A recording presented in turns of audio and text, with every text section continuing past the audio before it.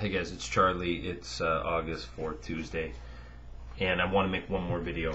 I'm on a rampage tonight, and I'm reading your guys' comments as I'm on my last two that I made as I'm making this, and they're great. So thank you everybody for your great comments. I really appreciate them. I do read every single one of them, even if I don't answer a lot of them. I do read them all, and that's why I keep doing this, because you guys keep commenting and dialogue is had.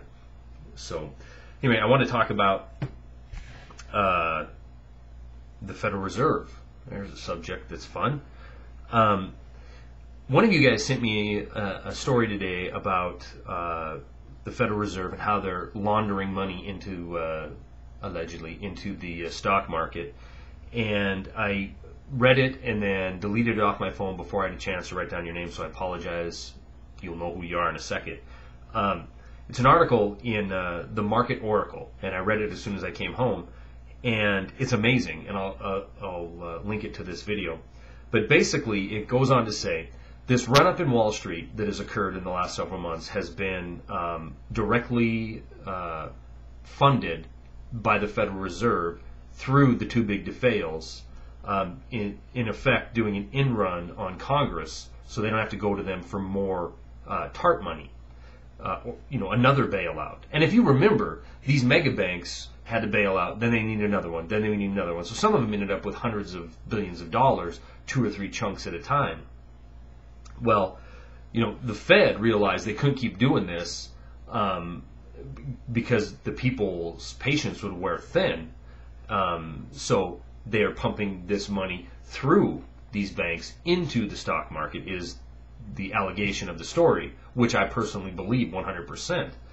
But it goes on to point out $2.7 trillion is what's been put into equities during this miraculous bull run, this Federal Reserve Wall Street engineered bull run.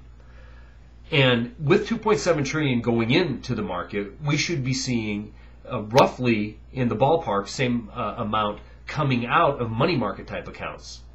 Because people are pulling their money, they're buying into the green shoots, they're buying into the consumer confidence, and they're losing the idea that cash is king. So they're pulling this 2.7 trillion out of cash and putting it into the markets. So how much has come out of the money markets?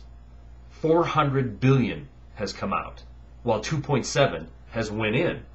Now that leaves 2.3 trillion dollars that are pretty much unexplainable. Ironically enough, Congress recently was questioning Bernanke on off-balance sheet spending to the tune of $2 trillion. Holy cow. Where did it go?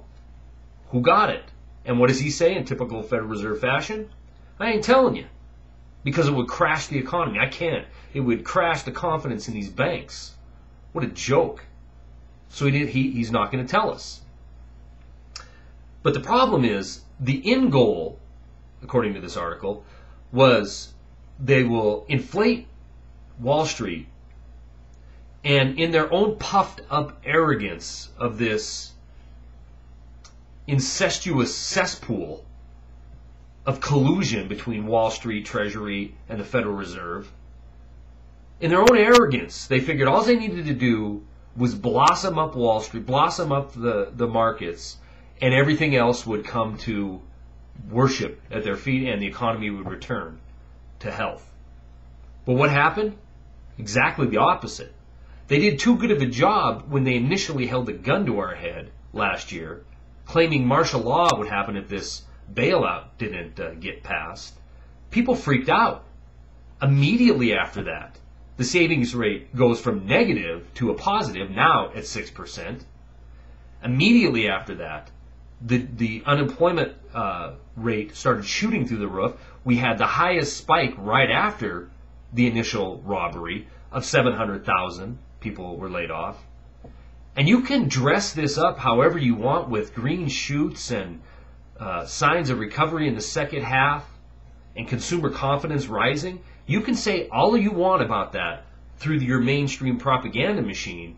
But the fact of the matter is, people are scared to death because they see their neighbors losing their house. They see their value of their house falling 5 or 6% per month. They go to work one day and somebody they worked with there the day before is gone, and they don't know when their ticket's going to get punched. So they're not spending money. They're hoarding their money. That's why we have a 6% savings rate. And all the backdoor, phony Federal Reserve printed out of thin air money in the world pumped into Wall Street isn't going to change the fact that the real economy, the people who are straddled with this debt, they're not buying it. They're saving their money. They might project good, fuzzy, warm feelings, but the dollar speaks the truth. What are they doing with their dollars? They're hoarding them. They're turning it into things like gold and silver. So their plan to fleece the taxpayer of this country has went off perfectly, but the game's about over with because we're not buying into the hype anymore. We're not buying into the talking bobbleheads on the business channels who are on there every day telling us everything's fine, we're back. No one believes you anymore. Therefore, hold on, because here comes the crash. All predictions are September, October, we're going to have another one, and this one's going to be big time. And I think the evidence is in. Get ready. That's all I got.